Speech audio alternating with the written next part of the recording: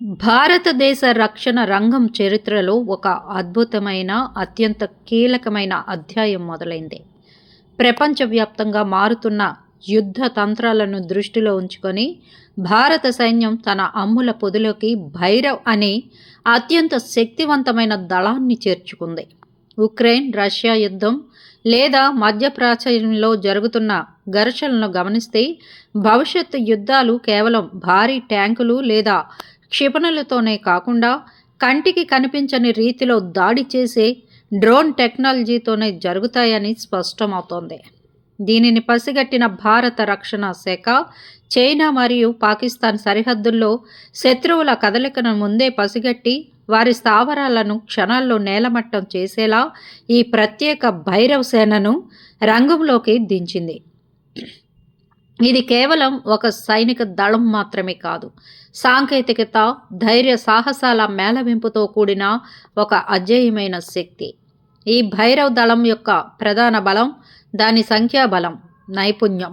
భారత సైన్యం ఈ ఫోర్సు కోసం ఏకంగా 1,00,000 మందికి పైగా డ్రోన్ ఆపరేటర్లను సిద్ధం చేసింది.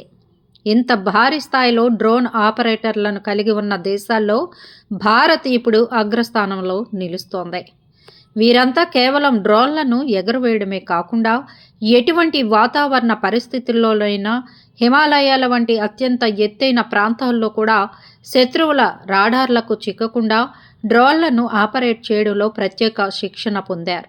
ఈ కమాండోలు సాధారణ కాల్బలానికి అత్యంత రహస్య మిషన్లు నిర్వహించే స్పెషల్ ఫోర్సెస్కు మధ్య ఒక వారధిలా పనిచేస్తారు.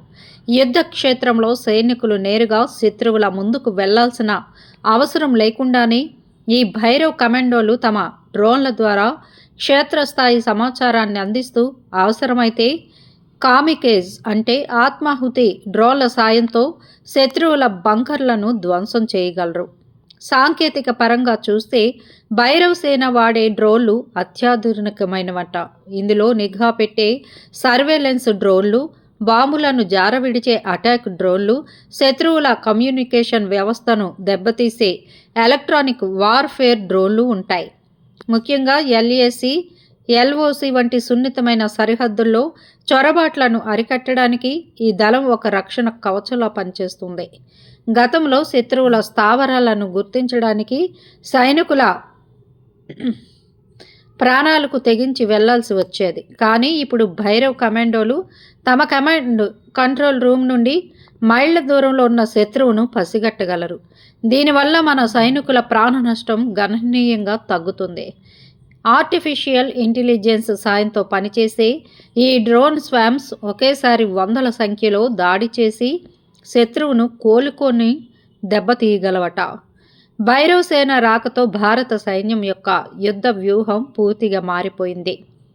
మేక్ ఇన్ ఇండియా కింద మన దేశంలోనే తయారైన ఈ డ్రోన్లు, వాటిని నడిపే మన సైనికులు రక్షణ రంగంలో ఆత్మనిర్భరతకు నిదర్శనమని చెప్పాలి.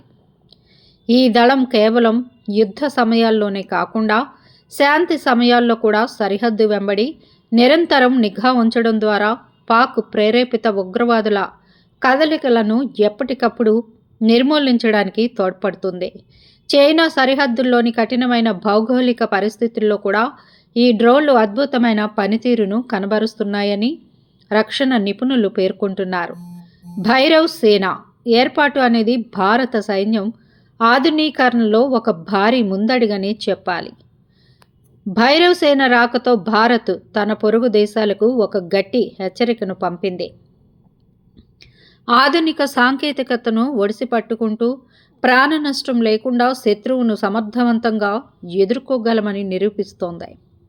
1,00,000 మంది డ్రోన్ యోధులు భారత గగనతలాన్ని, సరిహద్దులను కాపాడటానికి సిద్ధంగా ఉండటం దేశ ప్రజలకు ఎంతో గర్వకారణం. భవిష్యత్తులో ఈ దళం మరిన్ని అధునాతన ఆయుధాలను పొంది ప్రపంచంలోని తిరిగిలేని డ్రోన్ ఆర్మీగా అవతరించడం ఖాయం. భారత రక్షణ వ్యవస్థలో వచ్చిన ఈ మార్పు మన దేశ సార్వభౌమత్వాన్ని మరింత పటిష్టం చేస్తుంది. జై భారత్. మా వీడియోస్ మీకు నచ్చినట్లయితే లైక్ చేయండి, షేర్ చేయండి, ప్లీజ్ సబ్స్క్రైబ్.